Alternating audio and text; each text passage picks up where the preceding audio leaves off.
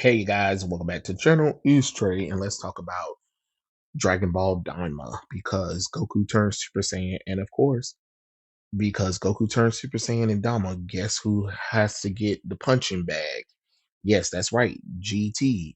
Because the so-called Dragon Ball fans who never really watched Dragon Ball but would love to try to come out of nowhere and be like, if you looked at the original Dragon Ball, you can see the face that they used is the same face that Akira Toriyama left used or whatever, and that's why this is better or whatever. And it's just like, yeah, but you're also forgetting that there's a Goten that exists who looks just like Goku as a child who turned Super Saiyan. So child Goku really in Dragon Ball Daima should look more like Goten than his regular self because he has put on muscle and definition and he's shrinking back. His body is contorted back into that body. That don't mean that he goes back and get all of that fat that he had on his face when he was a child again.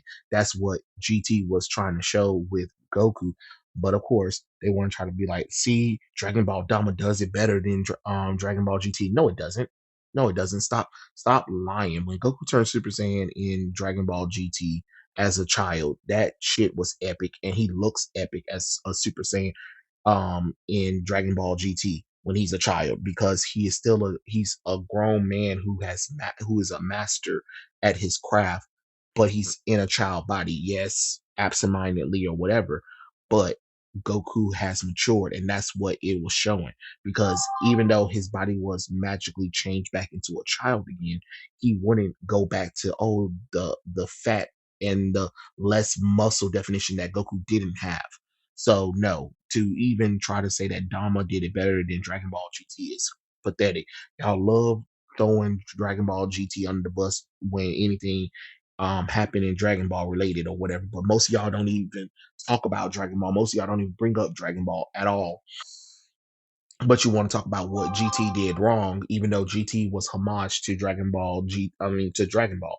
That's really what it was about. It was going back to Goku and his friends, going around getting the Dragon Balls. Guess what? If you watch the original Dragon Ball, it's pretty slice of life, mundane adventures to get to the Dragon Balls, and things are slow. There are episodes where it's just goofy nonsense happening. It does happen like y'all claim y'all read Dragon Ball, but a lot of y'all didn't. A lot of y'all got so wrapped up in Dragon Ball Z that when GT came out, you didn't even understand that GT was paying homage to what Dragon Ball was about to begin with. That's why they did it. You want to know why Goku was a child again? Is because they already knew he was overpowered by then. Everybody was like, "Oh, it would have been better as an adult." No, it wouldn't have because Goku wouldn't have struggled. That's the thing that y'all not understanding. All of the enemies that he fought in the Black Star Dragon Ball, he wouldn't have struggled if he was an adult.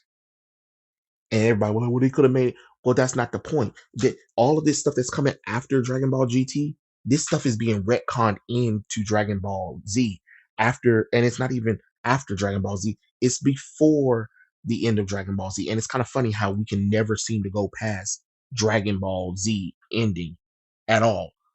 We keep adding bullcrap on bullcrap that don't really make any sense because the timeline really don't make any sense because remember, 5 years they haven't seen each other. So come on now, what's going on? What's going on? By then, you're gonna have to come up with something. You keep making up excuses. Y'all keep adding things onto it that don't make any sense. Just so what? Y'all can get rid of Dragon Ball GT. Well, I'm trying to tell you, all of this stuff that happens Dama Super. Remember, GT takes place after the end of Z, 15 years after all of this. So it doesn't even matter, 15 or 5 years, I believe, depending on the sub, I believe, is 5 years or 15 years for American, which I prefer 15 years. I think 15 years is a little bit more better explanation. But anyway, GT still takes place after all of this stuff. So that means after all of this stuff that they go through in Super and Dama or whatever, okay, then the World Peace Tournament arc happens, and then Goku flies off with Oob. He trains with a couple of years with Oob. Then you get Dragon Ball GT. Okay, because it still lines up. It still lines up. Comparatively, that means that all of those power ups or whatever is still not more powerful than Goku as a child by then. You know what I'm saying? So it is what it is. But I just feel like, okay, you can like Dama. I'm not saying that you can't like Dama. I haven't watched it yet, so I can't really say if Dama's good or not because I just kind of want to wait to just get a few more episodes in so I can really sit down and just kind of binge watch it or whatever instead of watching week to week or whatever. That's what I'm doing with Bleach, Thousand Year Blood, or I'm letting all of that play out and then I'm binge watch it all through. That's what I like to do nowadays. So when you have Dragon Ball Dama doing something, let's here we go, gotta attack GT. You know, for people who claim GT sucks or whatever, y'all always want to try to make videos or try to justify why Super or Daima is doing something better than what GT did, even though GT is still better than what Super and Daima is doing. You get what I'm saying? Because it took place after Dragon Ball Z, it moved past that this classic Goku and Vegeta nonsense. It let those characters mature and show what will happen once all the nonsense is done, all the pieces here, and what happens when a new thing happens. You get what I'm saying? If anything, what Super should have been, it should have been a redux of Dragon Ball GT, where you could put Lord Beerus and the rest of them in the timeline of Dragon Ball GT, make it make sense, but it's through Akira Toriyama's lens. That would have been more preferably. You know what I'm saying?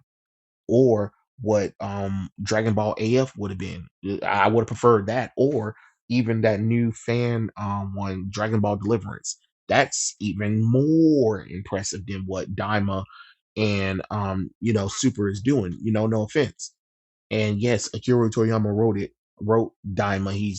He's I believe they say he focused solely on Daima as he was giving notes and outlines for Super, but this one he's heavily involved in, so that's great and all, but you know that doesn't mean that we have to like everything that Master Akira Toriyama did. You know, since they did a lot of good work, but sometimes some of the things that he did in Dragon Ball and Dragon Ball Z was hot messes. You know what I'm saying?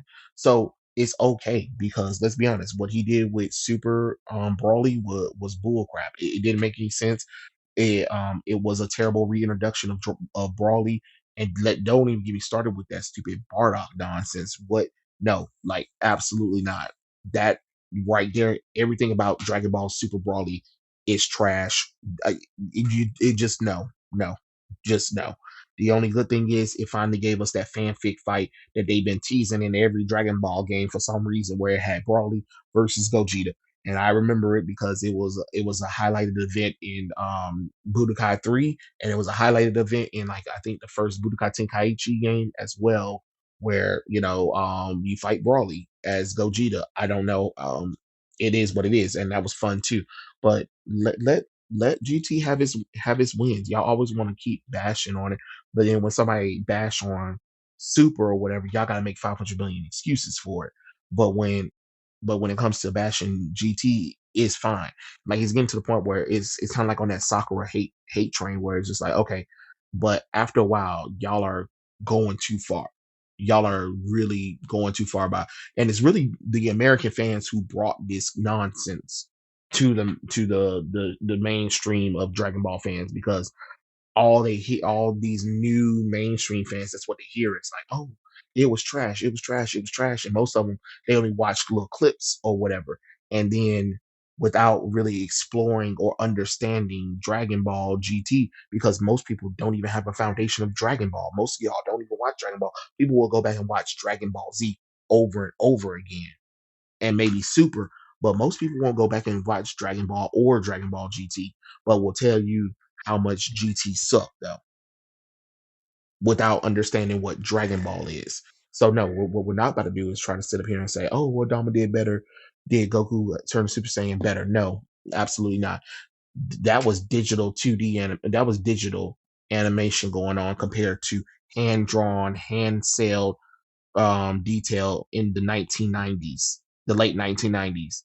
So no, when Goku turned Super Saiyan in Dragon Ball GT, that is way better and way more pivotal than him turning Super Saiyan in Dragon Ball Daima. And that's just the truth. But those are my thoughts. Tell me what you guys think in the comments below. And I'll catch you guys later. Peace out.